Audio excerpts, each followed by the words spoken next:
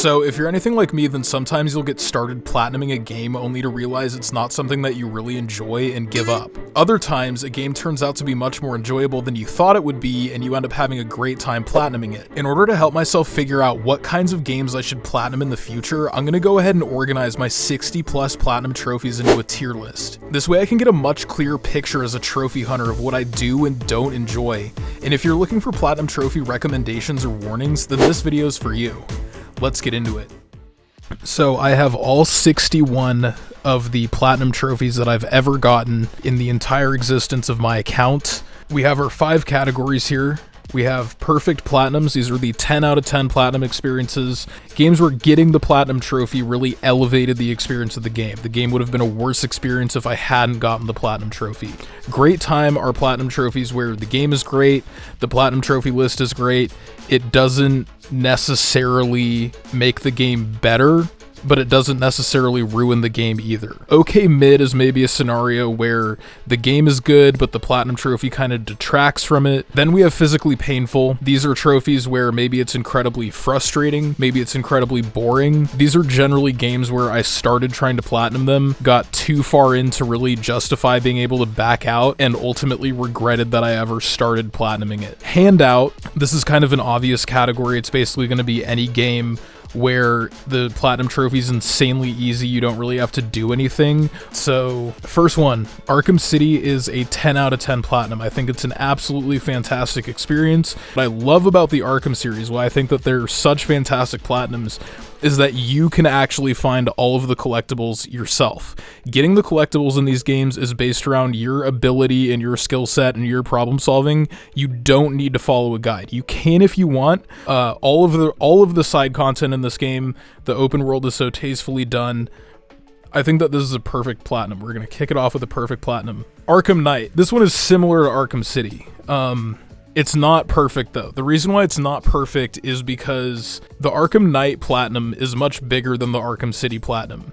There's a lot more content. There's a lot more different styles of side content. You just have to do all this crap with the Batmobile. You have to get 3 stars in all these Batmobile races, Batmobile shootouts, Batmobile gauntlets, all that kind of stuff. It's just not quite as fun. It's not quite as polished. The Riddler stuff just feels kind of drawn out and like spread out over a bigger environment. The game is still fantastic though. It's not quite as good as Arkham City for the reasons I just mentioned, but I'd put Arkham Knight in great time. Arkham Asylum. Arkham Asylum is very similar to Arkham City and Arkham Knight. Actually, in this game, because it's a lot smaller, the Riddler stuff is actually a little bit more fun because there's less of it, so it's kind of a quality over quantity type scenario. Combat is actually a lot jankier than Arkham City and Arkham Knight. You have these combat scenarios that you have to do to get the platinum, and you have to get a perfect score on all of them. Just because the combat is a little bit jankier, it's just not quite as enjoyable as Arkham City. So this one, once again, great time. It's just not quite as good as Arkham City. Astro's Playroom. Astro's Playroom is an incredible platinum. It's kind of a great intro platinum for PS5. I feel like in the PS5 era, there's been kind of a push to actually make platinums a little bit more accessible, and Astro's Playroom is just a great time. So Astro's Playroom, it's fun. It's not too in-depth. So it's a great time. It's not quite up here though. So this is Season 1 of Batman Telltale Games, Handout, Telltale Games, Handout. This is another game like I was describing earlier where it's like a point and click adventure. This is probably a result of something I just looked up that was like easy platinums to get because I kind of had that phase. So once again, that's just a handout. So Concrete Genie, there are a couple indie games that I 50% wanted to play because they had an easy platinum, 50% wanted to play because I thought they looked cool. Concrete Genie is actually a pretty good game. It's actually a good time, but the platinum for it generally just has to do with collecting stuff around the environment. It's not one that I would particularly recommend. It's not one that I necessarily regretted doing. So we're gonna put that in the okay/mid category. Dark Souls 3. This is one where the lore and the collectibles in these games are so incredibly vague that if you don't follow a guide, you're basically just screwed. So you have to follow a guide. Even though it does suck to have to be reliant on a guide, it's still really, really fun to play. All of the combat stuff, you're still going to have to get through that yourself. The guide isn't necessarily going to be able to do that for you, so it still makes it a great time. The Nameless King trophy, for example, I thought was super fun, so Dark Souls 3 is going to go in the great time category because it was a great time. Dead Space. Dead Space was actually interesting. I hadn't played the original.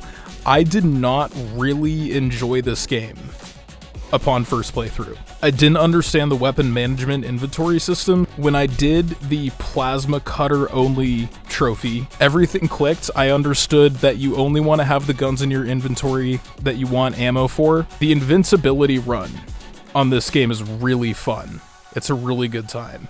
You have to complete this game on its hardest difficulty without dying. You can save scum it, so you can make backup saves in case you do die, but overall it's just so much more fun to go through this game with that added layer of intensity. So we're gonna put Dead Space in great time because it was a great time. Demon Souls. So Demon Souls is another one just like Dark Souls where you have to follow a guide. This one is even more vague. It has a lot of systems like world tendency. There's some really stupid things you have to do during this platinum. I mean, ultimately you get to play Demon Souls a bunch of times. I think you have to play through it like 3 times.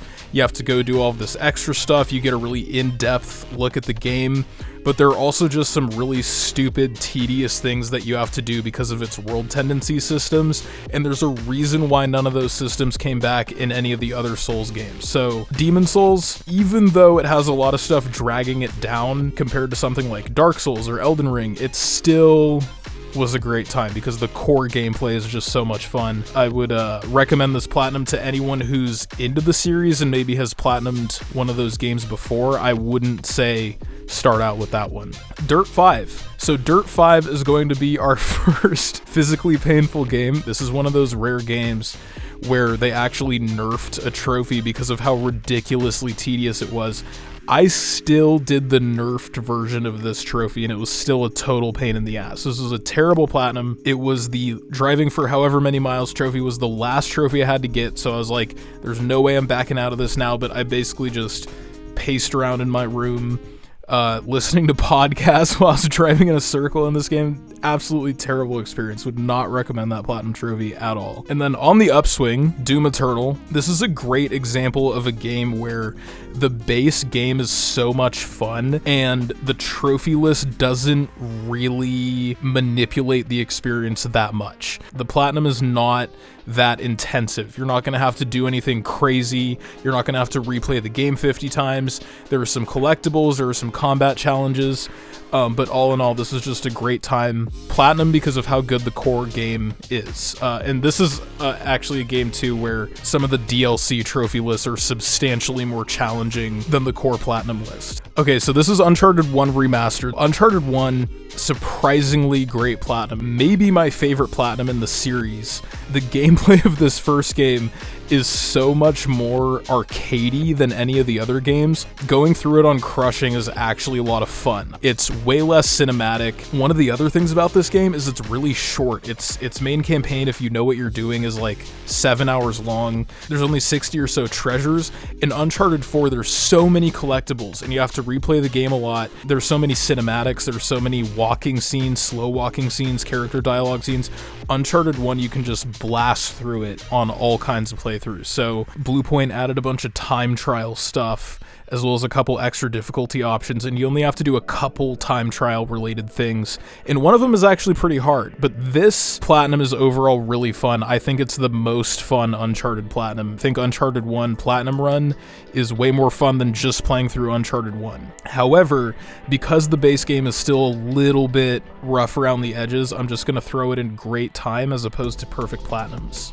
So Elden Ring, the disappointing thing about Elden Ring's platinum versus the other Souls games that are on this list, you don't really need to go that deep into its content. You can actually leave a decent amount of the map kind of unexplored. They basically made a decision. There's so much content in this game, they could have either made the platinum trophy an extreme grind, or they could have cut it short like they did, and they kind of cut it short. You don't really need to do everything to get Elden Ring's platinum, which is a little disappointing, but I liked that it left me wanting more as opposed to feeling totally burnt out. So I think that that's actually a plus for this platinum. You have to defeat all of the game's hardest bosses. You have to defeat Malenia. All of the ending and ring related trophies on these FromSoft games are kind of stupid because it ultimately just leaves you following a guide.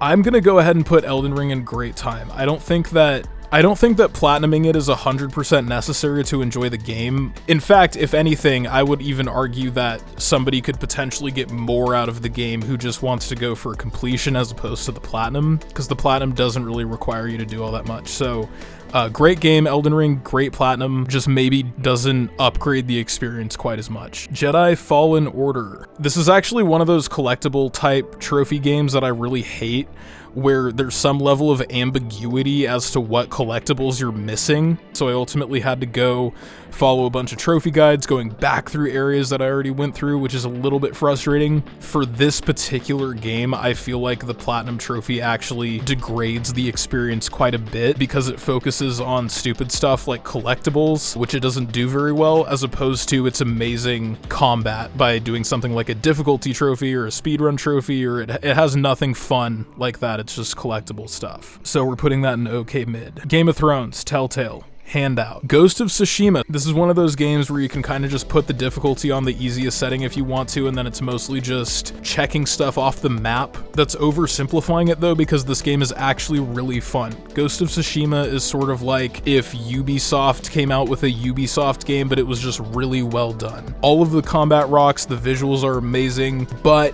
at the end of the day, this is still kind of a grocery list type platinum trophy. You're not going to be doing anything super fun or exciting. This is kind of one of those open world games that because it's so big, you might make the argument that getting the platinum trophy turns what could have just been a really good experience into something a little bit more tedious.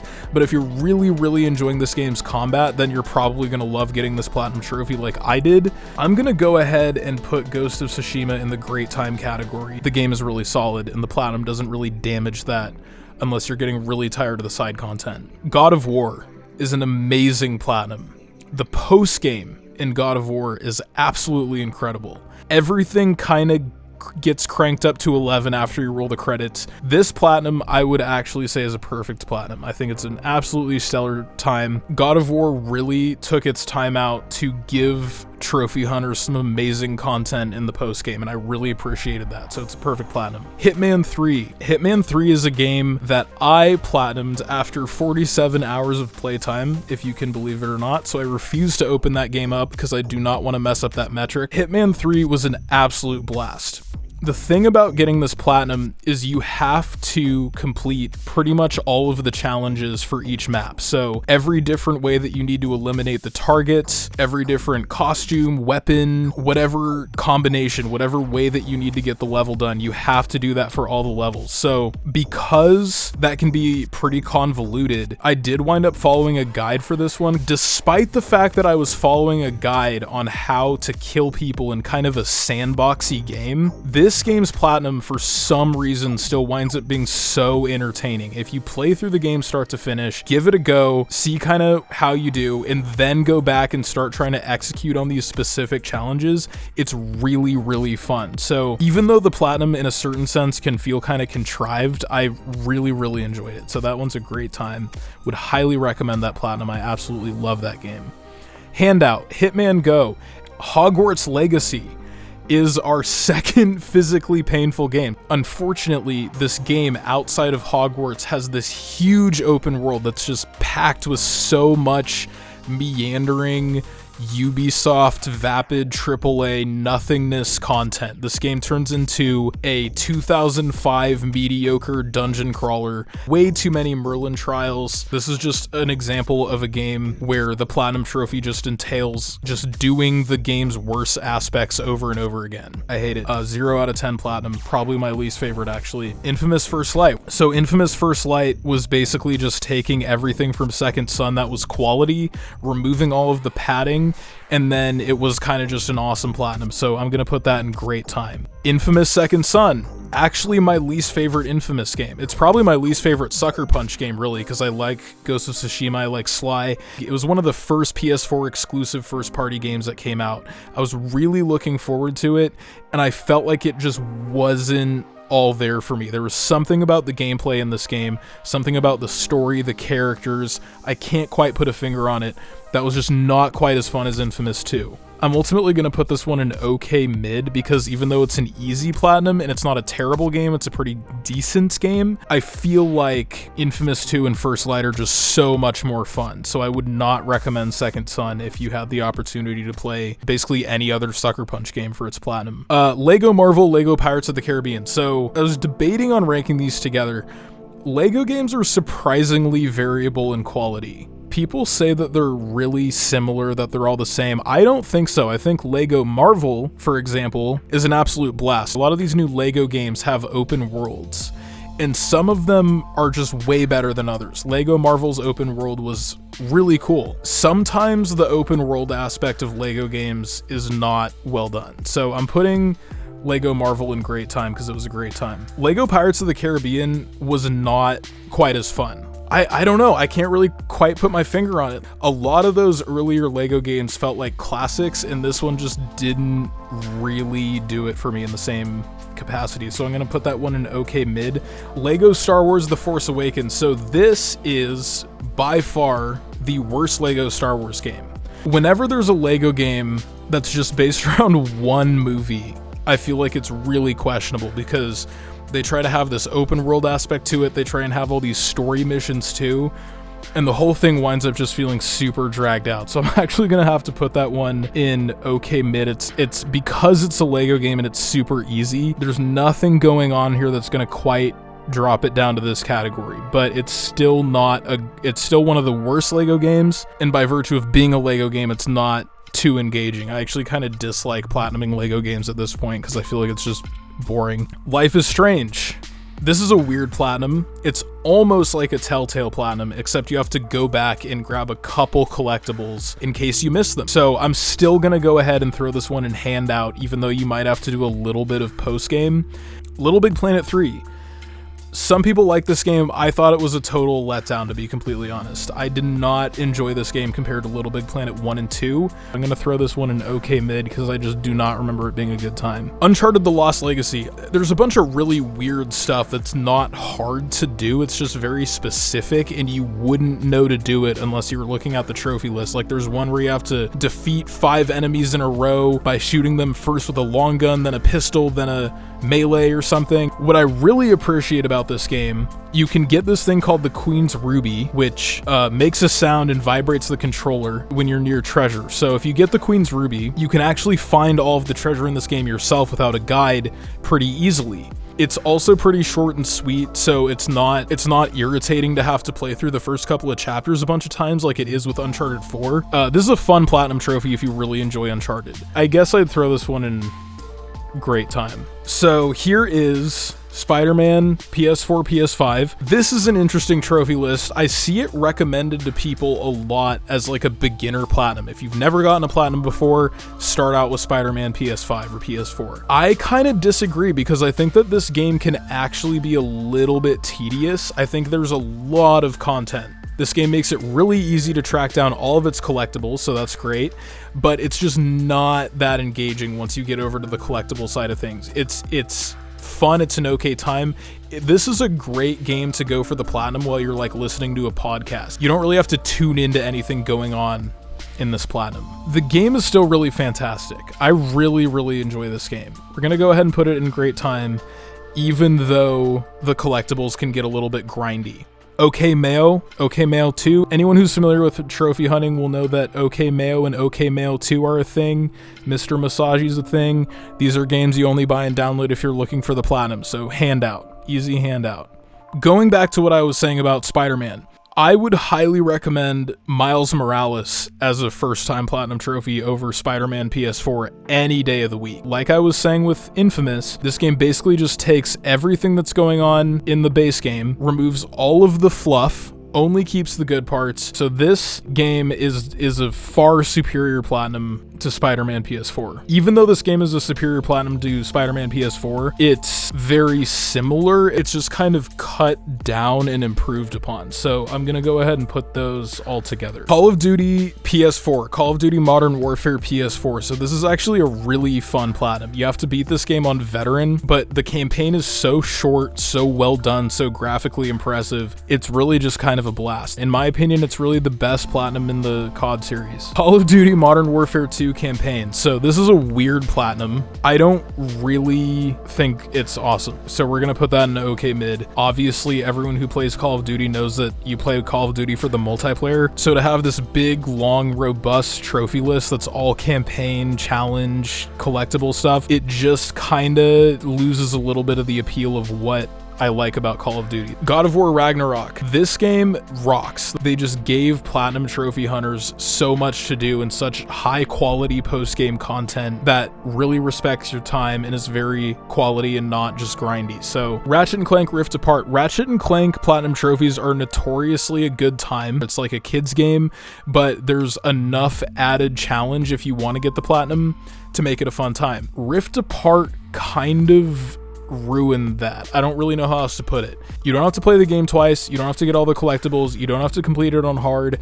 This Platinum Trophy is incredibly basic, and it's really disappointing because this game is a full price game. It's not very long, and the other Platinum Trophies in this series are so much more engaging. So I'm putting that in okay mid. Ratchet & Clank PS4. This is exactly the opposite. It was just so much more fun. You just had to get much more intimate with Ratchet & Clank PS4 than you ever had to get with Rift Apart, and that's really too bad because this Platinum Trophy was a blast, but Rift Apart looks a lot better. It has all the DualSense stuff, and I would have rather had to play Rift Apart as much as I had to play Ratchet PS4 to get that Platinum, but oh well. Resident Evil 2. One of my favorite platinums of all time. There's difficulties, speed runs, weapons, collectibles, all this different kind of stuff. Because of how well designed this game is, it actually gets more and more fun to replay it every time. The more you crank up the difficulty, the more collectibles you have to get, the more you have to run through it, it just becomes more and more fun. By the time that you're completing the game's hardest trophies of its hardest speed runs and its hardest difficulties, you're actually having the easiest, most satisfying time. The first time you went through it, it was all intense. You didn't know what you were doing. By the sixth time, you're on the hardest difficulty. You're speed running through it, but you have a rocket launcher. You know exactly where you're going, and it's really just a fun time. So Resident Evil 2 Remake is a perfect platinum. Resident Evil 3 Remake. The thing is, the base game is just not quite as tight. It's not quite as vibey as Resident Evil 2. It's not bad at all. I really enjoyed this, so we're gonna go ahead and put that in great time. Returnal. The reason why this Platinum Trophy is so difficult is because you have to get collectibles from all these different environments in the game, but they're randomly generated. So you basically have to fight your way through this entire area that's challenging, and then you might not even get the collectible that you came for. You might have to run through it 5 more times before you even get one more collectible. I had so much fun playing this game. I did not care. This was an easy platinum for me because of how much fun I was having. Couldn't recommend it enough if you're into that kind of thing. Sackboy: A Big Adventure. The base game is super easy, but then if you decide to go for the platinum, it's all of a sudden pretty challenging. There is this post-game challenge content called the Rip Snorter, and you have to get the highest ranking of completing it. Because of that, it's actually a really fun and engaging platinum. I would put it in great time. Spyro. I bought this game because I thought it would be an easy platinum. I realized that I didn't want an easy platinum, I wanted an engaging platinum. Some people really like this stuff. I thought it was a little bit tedious to have to get everything. If I was maybe 7, I would have enjoyed this a little bit more, but I'm gonna put that in okay mid because I'm just really not into collectibles. This game, Stray, even though I generally speaking hate these kind of artsy indie games, I really enjoyed this game's platinum. It just has this weird vibe to it, and even when I'm following a guide trying to get collectibles or whatever, I was still kind of entranced by this game's weird kind of vibe that it had going on. So I'm gonna go ahead and put Stray in great time. Tales from the Borderlands, Telltale. It's a handout, nothing to say. This game sucks. I hate this game. This is Artful Escape. It's an Annapurna Interactive game. It's kind of one one of those indie games where it feels like it's just trying to be an indie game. It doesn't really do anything that sets it apart or makes it engaging. The gameplay is certainly not engaging. The appeal of this game is kind of just its art style. It wasn't very long. It was like 5 hours long, so I'm gonna put that in okay mid. The Order 1886. It's a really short, really easy platinum. It's a mix of cool and okay, so we're gonna put that in okay mid. Telltale. Handout. Last of Us Part 1. So this is by far the most interesting game, I think, on this list, because The Last of Us Part 1 on PS4 and on PS3 had one of the most challenging platinum trophy lists that Naughty Dog has ever put out. You have to beat the game on all 4 difficulty settings twice, because there's New Game Plus. So you have to beat the game on easy, normal, hard, and survivor, and then easy, normal, hard, and survivor plus. And then on top of that, there are even online trophies. I got all of the base game trophies on PS4 and never finished online because it was just too dead by the point that I wanted to platinum it. The Last of Us Part 1, when it released, they cut the trophy list down to practically nothing. You don't have to beat this game on even normal. This game went from the hardest platinum in Naughty Dog's catalog to probably the easiest. I have to put it in okay mid, especially because it's a $70 re-release, you know? I pay $70 to play a game that I've already bought 3 times, and I can't even be asked to play on hard. Last of Us Part 2. Naughty Dog has actually really been dropping the ball with their trophy list. There's no difficulty dependent trophies except for they added this weird little extra trophy list where you have to beat the game on permadeath and on grounding.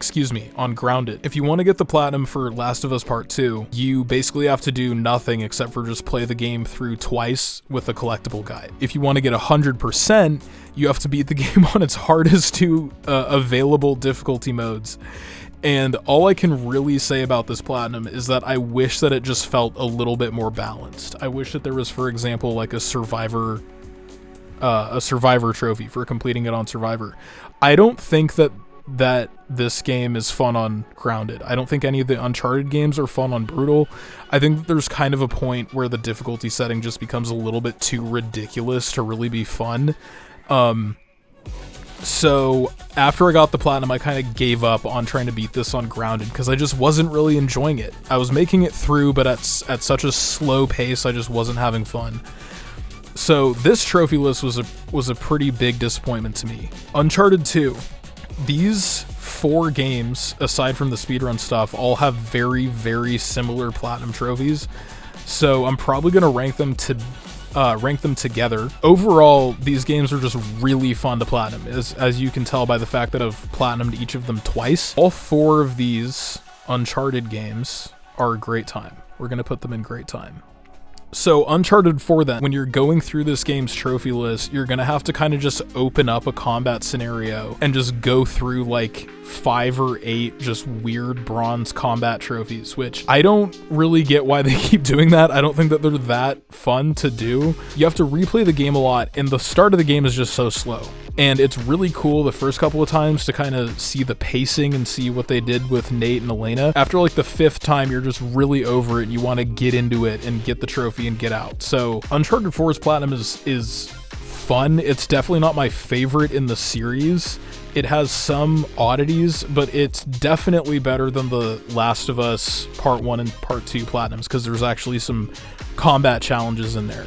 So I'm going to put Uncharted 4 in great time. And that's it. That is all of my 61 trophies. So yeah, thank you guys for watching and have a good rest of your day.